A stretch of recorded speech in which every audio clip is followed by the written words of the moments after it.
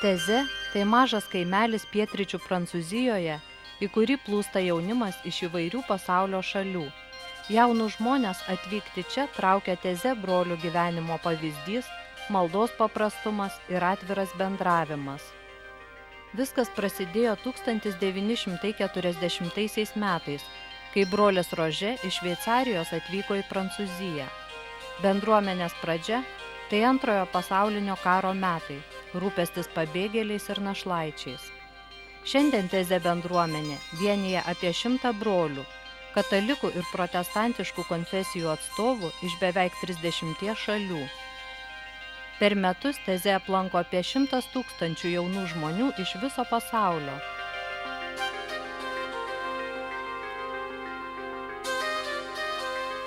Visada būni suintriguotas.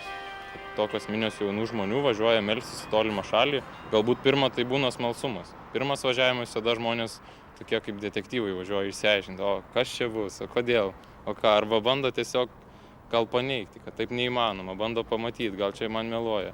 Bet visada nuvažiavę po to dažniausiai ir antrą kartą važiuoja, bet tada jau važiuoja su kitokiais tikslais. Pirmieji lietuviai į Teze atvyko 1988 metais.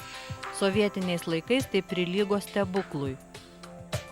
Lietuviai tokie atkaklūs žmonės.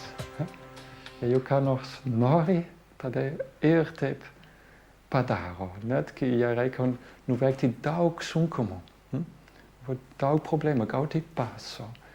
Ir pervažiuoti visas sienas į nepažįstamą šalį pirmą kartą į vakarų Europą, gauti vizas. Ir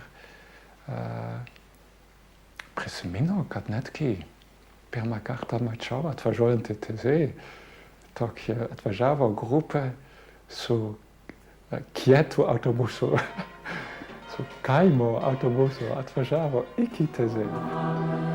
Lietuvai atgavus nepriklausomybę, daugybė jaunimo grupių iš Lietuvos kasmet vyksta į Teze.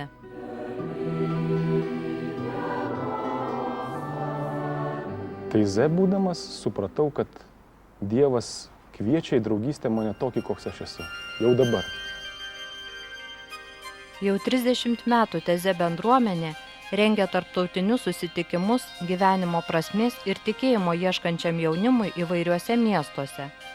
Daugiatūkstantiniai jaunimo susitikimai padeda griauti susvetimėjimą didmiesčių visuomenėse, kuria draugystės ir supratimo ryšius tarp skirtingų tautybių, religijų ir kultūrų žmonių. Pirmą kartą toks susitikimas įvyks ir Lietuvos sostinėje Vilniuje. Susitarę su Teze bendruomenė, tai man jie pasiūlė, tada darykim pasitikėjimo piligrimystę Vilniuje. Tad tas vyks gegužės mėnesį. Tikiuosi, kad pritrauks apie kokius 5000 žmonių iš visų gretimų šalių. Ateina jaunimas, kuris parodo, kad jie ieško kokio vis tiek Kristaus, ieško dvasinių vertybių. Prieš 2 metus vasarą mes buvom Teze ir kažkas pasakė, kad gal darom Lietuvoje sutikimą.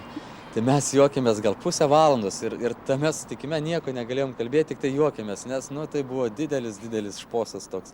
Tai atrodė pernelyg neįmanoma, kad pas mus čia lietuviai, šiti konservatyvūs žmonės būtų pasirengę būti atviri bendrystėj, priimti kitus žmonės, įsileisti į namus. Ir kai brolis Robas pasakė, tai buvo iš tikrųjų didžiulė dovana.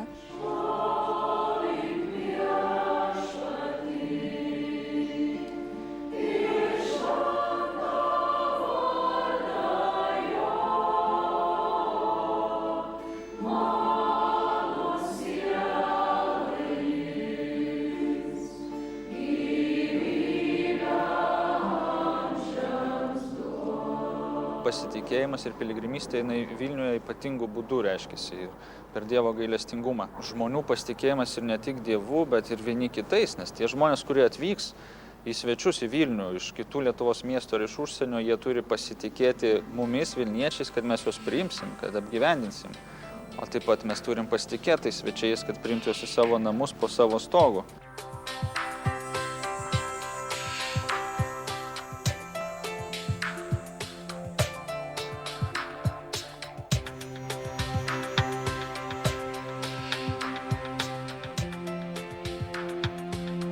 būtent šitas renginys jaunam žmogui ypatingai turėtų kalbėti ir mes norėtume, kad jis kalbėtų, kad jis pamatytų, kad bažnyčia, malda nėra kažkas svetima, kad yra jam artima ir sava, kad maldoje jis gali jaustis labai paprastai, labai natūraliai ir kad Dievas jo laukia.